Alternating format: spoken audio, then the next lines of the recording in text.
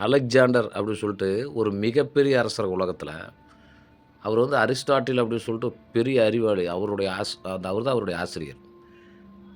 அவர வந்து ஒரு தாட்டி புடிச்சு வச்சுக்கிறாங்க. புடிச்சு வச்சுட்டு அலெக்சாண்டர்ட்ட கேட்குறாங்க, "உன்னுடைய ஆசிரியர் வேண்டுமா? உன்னுடைய நாடு வேண்டுமா சொல்" அப்படின்னு. அதுக்கு அலெக்சாண்டர் சொல்றாரு, "என்னை மாரி மாவீரர்கள் 1000 பேர என்னுடைய ஆசிரியர் அரிஸ்டாட்டில் உருவாக்குவாரு. அதனால என்னுடைய ஆசிரியர குடுங்க. என் நாட்ட கூட எடுத்துங்க" அப்படின்னாருங்க. அப்படிப்பட்ட மிகப்பெரிய அரசர் ஐரோப்பா கண்டத்தில பெரும்பாலும் பகுதிகளை ஜெயிச்சாரு. ஆப்பிரிக்கா கண்டத்த ஜெயிச்சாரு. ஆசியா கண்டத்தையும் இந்தியா வரையிலும் படையெடுத்து வந்திருக்காருங்க. சிந்து நதி வரையிலும் படையெடுத்து வந்து அதையும் ஜெயிச்சுட்டு போயிருக்காரு.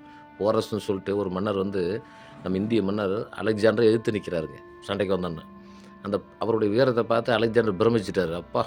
அலெக்சாண்டர் நெனச்சா ஒரே செகண்ட்ல அவர அழிச்சிட முடியும். இருந்தாலும் அவர் வீரத்துக்கு மதிப்பு குடுத்து, அவருடைய நாட்ட போரஸ் என்று சொல்லக்கூடிய புருஷோத்தமன். அந்த நாட்ட அவருக்கே குடுத்துட்டு மறுபடியும் திரும்பி போறாரு. இவ்வளோ பெரிய வீரர் அலெக்சாண்டர். அவரு இறந்துடுறாரு. காய்ச்சல். அவ்வளோ பெரிய வீரருக்கு பாரு கடுமையான காய்ச்சல் வந்து இறந்துடுறாரு. இறக்கறதுக்கு முன்னாடி சொல்றாரு, "என்னுடைய சவப்பெட்டியில 2 சைடும் 2 ஓட்டை போடுங்க." அப்படின்னு மந்திரிகள்லாம் கேட்குறாங்க, "ஏங்க?" அப்படின்னு. இந்த 3 கண்டங்கள் ஆசியா, ஆப்பிரிக்கா, ஐரோப்பா இந்த 3 கண்டத்தையுமே பிடிச்ச மிகப்பெரிய அரசர் போறப்போ, எதுவுமே இல்லாம போறாருன்னு மக்கள் தெரிஞ்சுக்கிட்டோம். அப்ப அந்த 2 ஓட்ட சவப்பெட்டில 2 ஓட்ட இருக்கும் இல்லைங்களா? அந்த 2 ஓட்ட வழியா என்னுடைய கைய வெளிய தொங்க விட்டுருங்க. வெறுங்கை. அப்போ நான் போறப்ப வெறுங்கையோட தான் போறேன். அப்படின்னு இந்த உலக மக்கள் தெரிஞ்சுக்கிட்டோம்.